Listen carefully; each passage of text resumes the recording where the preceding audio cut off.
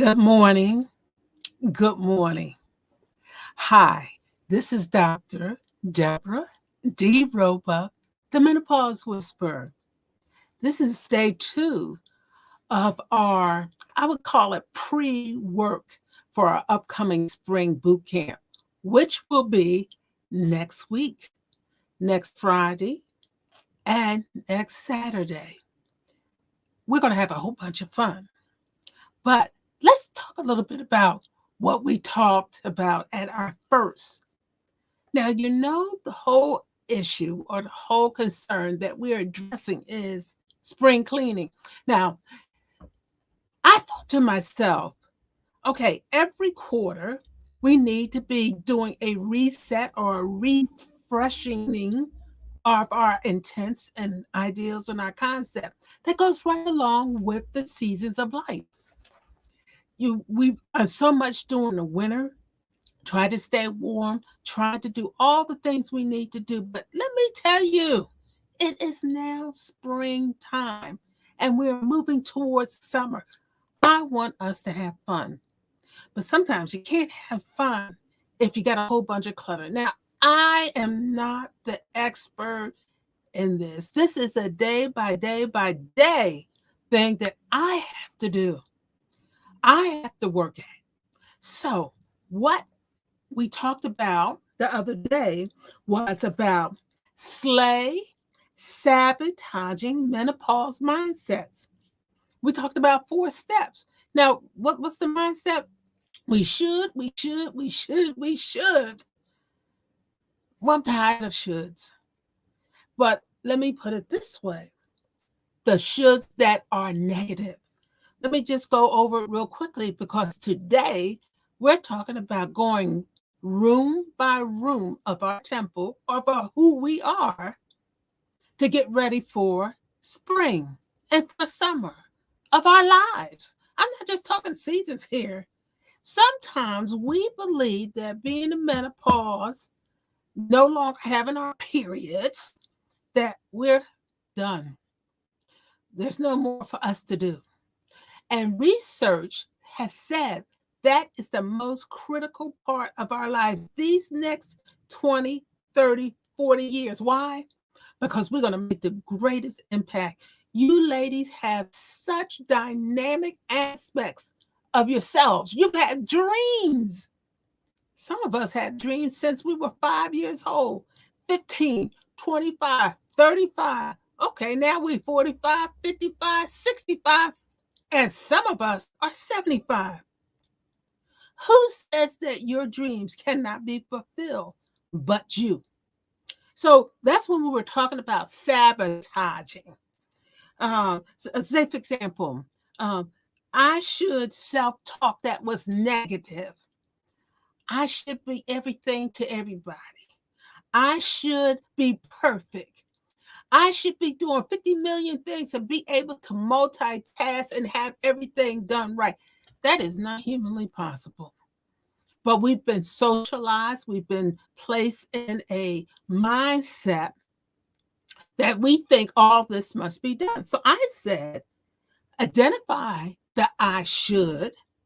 And we gave an example. I should put everybody first. And then the next step is with intent, change that language. That language really fosters the way we proceed in life. If we talk to ourselves negative, then we're negative. What I put here, I should ask for help. Let's be real. A lot of times we don't want to ask for help. You know why? Because we're trying to portray ourselves as, oh, I can do everything. That is not true. And if you do try to do everything, you're going to be so half stressed out. You put stress on your body, you put stress on your spirit, your mind, all those things, and nothing is getting accomplished 100%. The other thing is, who say everything has to be 100%? Some things are only worth 50%. Some things aren't worth even put any impact or things in our life. And that's what we're going to talk about today. We're going to talk about developing a sorting system to determine what things do we keep, what things we get rid of, and what things do we put sometime in the future. Now, we're going to develop a plan and we're going to do our action steps. Now, I want to be honest with you. I like to put things together in something that we do in everyday life. Okay. So what I was thinking, okay, we as women, we try to go from kitchen to basement to the living room to the bathroom. We trying to clean all those different things all at the same time. My encouragement to you is go room by room by room. Now you said, Deborah, what's that got to do with my temple? Well, let's talk about your rooms of your temple, of who you are. You are not just a physical person, you are mind.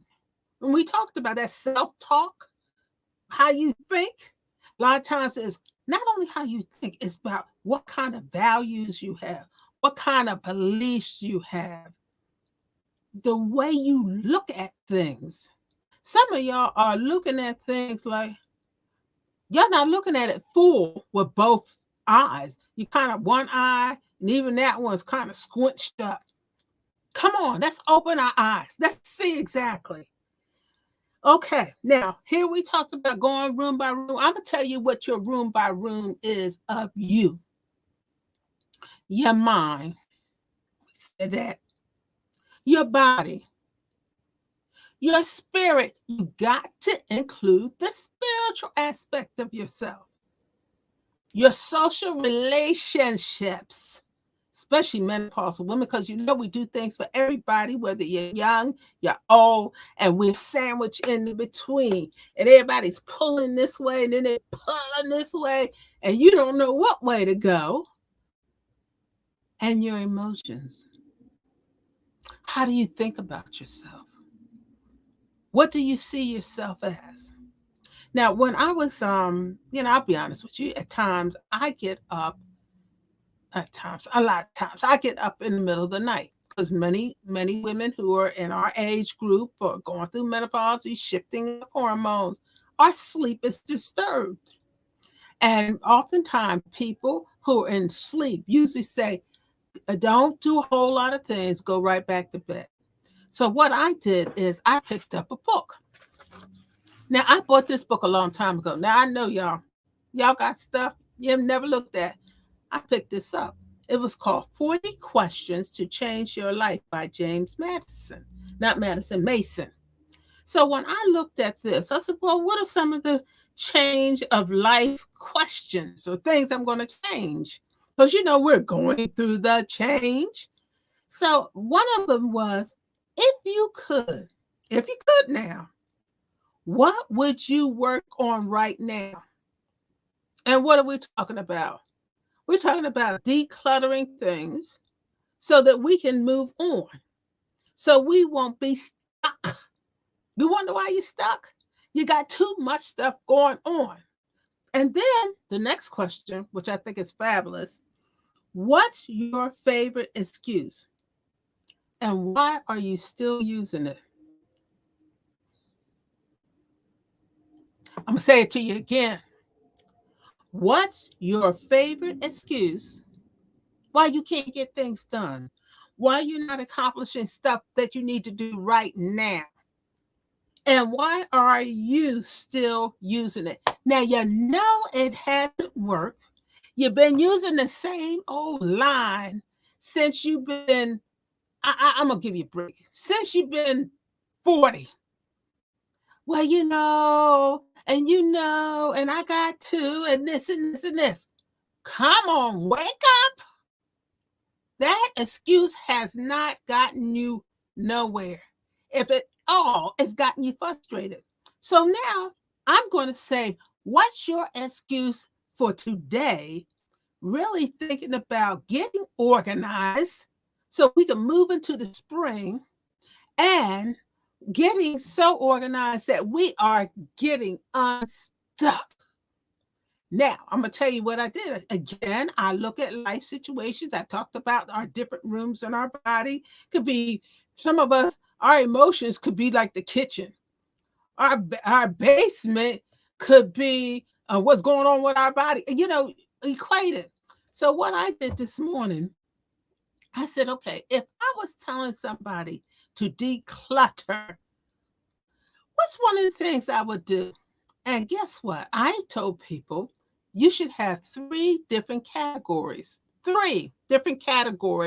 or boxes, or you could even say bags that you put things in. So what I did, I went downstairs in the basement, okay, and I got, oh, okay, here we go. I got a recycling bag, okay, recycling bag.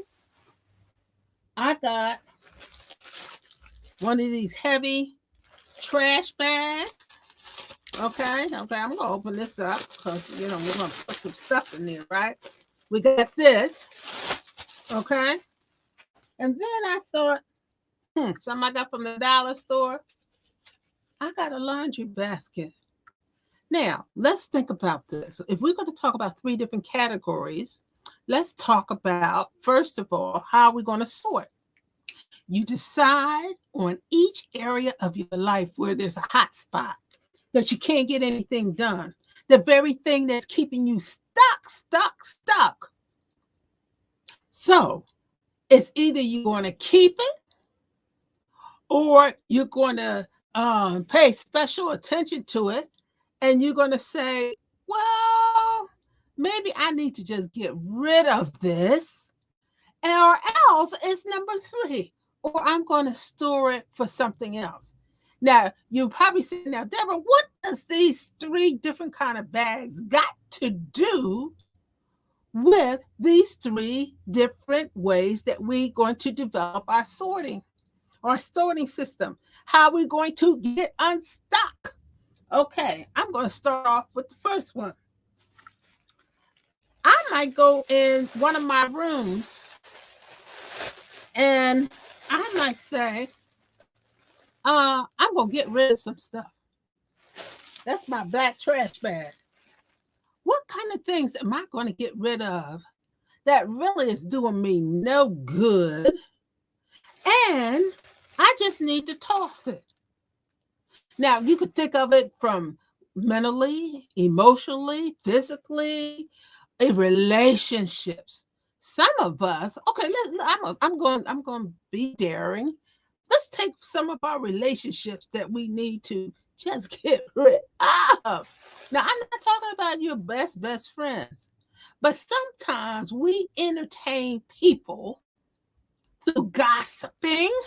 You got those gossiping relationships? Okay. Well, you're saying, well, if I got them, do I really need them? Are they adding to me? Are they improving my life? No, they dragging you down.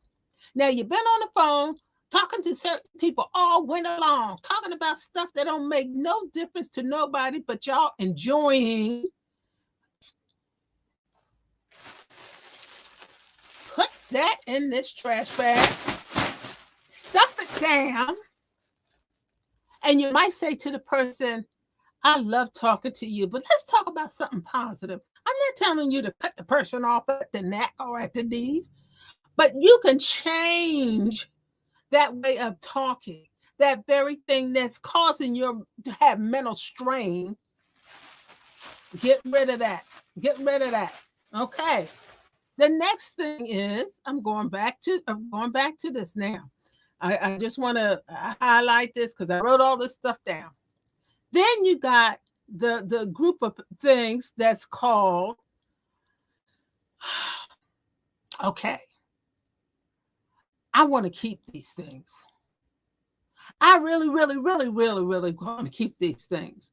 Let's talk about relationships again. I'm going to tell you, my buku relationship is my sister. And so we were thinking, her daughter was saying to us, we need to take surprise adventures. We need to be doing some fun things. Now, you can have the relationships, but enrich the relationship So guess what we did yesterday? We drove, I didn't drive. My sister drove almost 4 hours to the other side of the state. And what we did is went into a cave. We was in a boat with all this water. The place was, oh my goodness, they said it was 5 million years old. And I'm gonna tell you, I was scared to death. I was scared to death. I'm in a boat. I said to the guy first thing, I said, listen, how deep is this water? He said, well, right here is 15 feet. Now, you know, I was upset. Y'all know, I think I told you I start my swimming lessons next week. I said, maybe I should have gotten to this once I learned to swim. But I said, wait a minute. He said the boat is so situated that it can't even tilt over. Listen what I'm saying. Sometimes we decide we don't want to get in because we think we're going to sink. And the situation is so that it won't even tilt over. If anything, it will expose you to something exciting and new. So my exciting and new was I sat in that boat. I was like this. And then I opened my eyes a little bit. And then I was seeing the beauty of God's creation. I had a ball. So what I would say is that's what you put in your laundry basket. Okay? You're going to keep this. Now, some of y'all, I'm going to tell you, when you got laundry, some of y'all just put all the laundry right within one basket and then wonder why some things became pink and what have you. But some of us, we need to sort out. So I went and got either black or white. Okay? That could be in that relationship. You need to separate things out. Or it could be colored. Can you believe this? This is as wild can be. But the other thing is, and this is the the third thing when it comes to sorting, some of the things we need to do is put it on pause and put it towards something else at another time. It could be next month, it could be next winter. But it's nothing wrong with hitting pause. So when I came to close, I had went to the thrift store, bought this beautiful blouse. And I said, oh, I'm going to throw this in the washing machine. And what was the first thing? No, you need to send this to the cleaners. So I know I'm not going to the cleaners anytime soon. So I'm going to put it in my laundry basket here. But I know that it's going to the dry cleaners. Now, I've said all of these different things to you. At our boot camp, we're going to be talking about declutter, but we also are going to be talking about getting unstuck. I talked about today one of the strategies that we're going to talk about at our boot camp about how to get unstuck, how to declutter, looking at all aspects. So listen, we're going to have a ball. So what I want to encourage you to do is, even if you're not able to come to the boot camp, maybe, go back through these replays. Send me a DM. Deborah, I want to have a one-on-one discussion with you because all of it is around what we're going to pull off and what are we going to put on in our lives. I want to encourage you. Think about what I talked about. That self-sabotaging language you use. Those shoulds. Now, what we should be looking at is the positive shoulds, the positive things that we should be putting into our lives, not the negative. Okay, now it's the Saturday. I know you got a lot of things to do. I just want to honor your time because I want to honor you. You know why? Because you are fantastic. You are wonderful. You spectacular. And you have purpose and you have passion. God bless. I'll see you at the third workshop. Okay? Take care. This is Dr. Deborah Roebuck, the Menopause Whisperer. Bye-bye.